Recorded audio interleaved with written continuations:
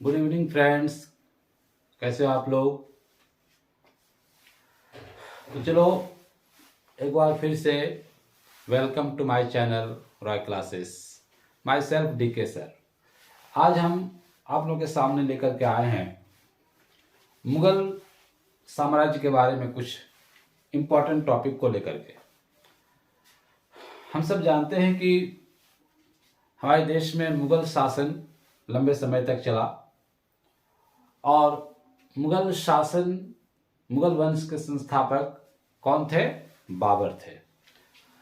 तो हमारे देश में मुगल शासन एक लंबे समय तक चला, लेकिन क्या है कि हम लोग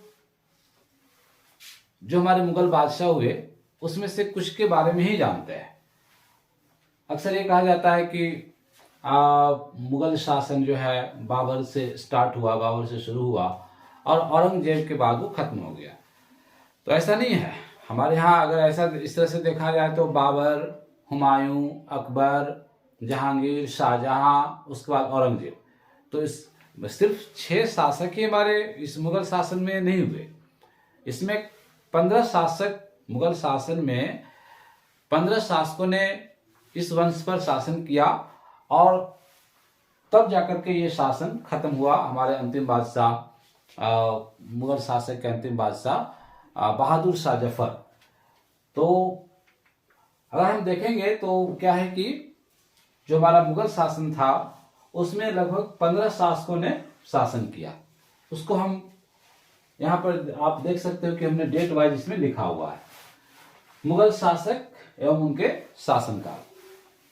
तो ये हम जानते हैं कि मुगल शासन का इसकी जो स्थापना हुई, मुगल वंश की स्थापना बाबर ने की थी। किसने की थी? बाबर ने। तो बाबर ने मुगल वंश की स्थापना की थी कब? 1526 ईस्वी में। बाबर ने मुगल वंश की स्थापना कब की थी? 1526 ईस्वी में। डेट्स वगैरह बहुत इंपॉर्टेंट है क्योंकि अक्सर एग्जाम में ये सब पूछा जाता है।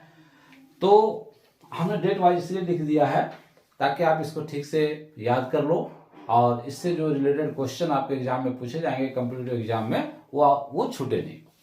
तो मुगल वंश की स्थापना बाबर ने 1526 ईस्वी में किया था। आपको पता है कि 1526 ईस्वी में कौन सा युद्ध हुआ था? तो 1526 ईस्वी में पानीपत की प्रथम लड़ाई हुई थी। पानीपत का प्रथम युद्ध हुआ था। तो बाबर ने पानीपत के प्रथम युद्ध में इब्राहिम लोदी को हरा करके मुगल वंश की स्थापना की थी। क्लियर? बाबर ने पानीपत के प्रथम युद्ध में 1526 ईस्वी में पानीपत के प्रथम युद्ध में इब्राहिम लोदी को हराया और उसके बाद मुगल वंश की स्थापना की। तो आप समझिए मुगल वंश के संस्थापक कौन थे? बाबर। ठीक है, देखो क्या है बाबर का शासनकाल।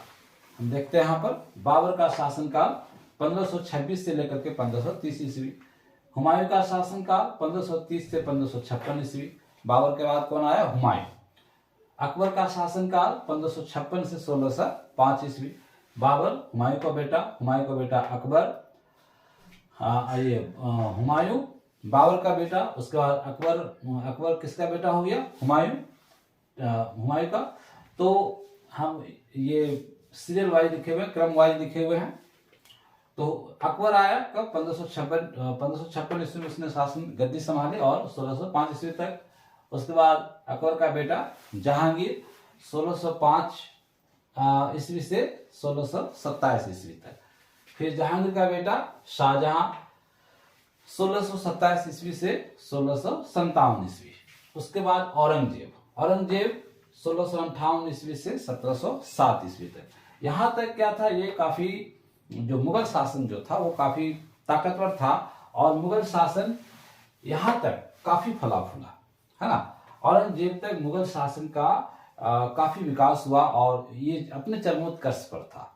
ठीक है, उसके बाद क्या हुआ? मुगल शासन का पतन होना शुरू हो गया औरंगजेब के बाद मुगल शासन का पतन होना शुरू हो गया क्योंकि तब तक हमारे यहाँ अंग्रेज आ चुके थे, है ना। तो अंग्रेजों ने क्या किया? अब वे हमारे यहाँ जो है वो तो आए थे व्यापार करने के लिए, लेकिन उन्होंने धीरे धीरे यहाँ की जो सत्ता थी उस पर दखल देना शुरू किया। और इसके बाद से औरंगजेब के उन्होंने अंग्रेजों ने तो एंट्री कब का ही ले लिया था, लेकिन इसके बाद क्या हुआ, वो बहुत सत्ता में काफी हद तक वो चले गए, काफी अंदर तक चले गए। और औरंगजेब के बाद मुगल शासन पर, मुगल वंश पर उनका कब्जा होने लगा। उन पर उनकी पकड़ जो है, अंग्रेजों की जो पकड़ थी वो काफी मजबूत होने लगी। तो औरंगजेब के बाद मुगल वंश का पतन शुरू हो गया। इसके बाद कौन आया? बहादुर शाह जफर प्रथम, 1707 से 1712 ईस्वी। फिर जहांदार शाह, है ना, क्या? जहांदार शाह। तो जहांदार शाह का शासनकाल क्या था? 1712 से 1713 ईस्वी। फिर फर्रुख सियर, तो फर्रुख सियर का शासनकाल था 1713 से 1719।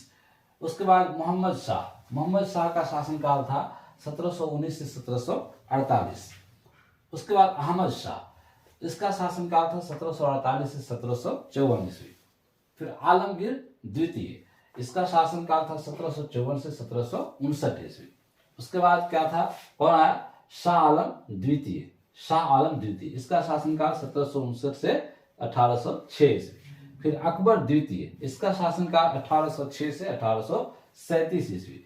उसके बाद अंतिम मुगल बादशाह बहादुर शाह जफर, बहादुर शाह जफर द्वितीय, इसका शासनकाल क्या था? 1837 से 1857 ईस्वी। यहां तक ये मुगल शासन चला। ठीक है, तो इस तरह से हम क्या देख रहे हैं, मुगल तख्त पर, मुगल शासन में, मुगल वंश में कुल 15 शासकों ने, कुल 15 शहंशाहों ने, बादशाहों ने शासन किया। उसके बाद क्या हुआ कि 1857 ईस्वी में, उसके पहले तो आप जान रहे हो कि अंग्रेज हमारे यहाँ आ गए, ईस्ट इंडिया कंपनी आ गई, उन्होंने दखल देना शुरू किया। और 1857 ईस्वी में जो हमारा सिपाही विद्रोह हुआ, हम इस बारे में और डिस्कस करेंगे। तो 1857 ईस्वी में जो हमारा सिपाही विद्रोह हुआ, उसमें क्या हुआ, बहादुर शाह जफर को कैद कर लिया गया, पकड़ लिया गया, उनके बेटों को मार दिया गया। और उसके बाद जो है बहादुर शाह जफर को बर्मा भेज दिया गया, जहां पर 7 नवंबर 1862 ईस्वी में बहादुर शाह जफर की मृत्यु हो गई। और इस तरह से मुगल शासन का पूरी तरह से अंत हो गया। तो हम केवल औरंगजेब तक ही जानते हैं और बहादुर शाह, बीच वाले को भूल जाते हैं। लेकिन याद रखना, टोटल 15 शासकों ने मुगल वंश में शासन किया। और उसके बाद इस मुगल वंश का इसका समापन हुआ। चरमोत्कर्ष कहां तक था? औरंगजेब तक। उसके बाद इसका पतन शुरू हो गया। तो आज के टॉपिक में हम लोगों ने देखा मुगल काल, मुगल शासन और उसके शासन का। हम लोग इसमें और डिस्कस करेंगे अगले टॉपिक में, अगले वीडियो में।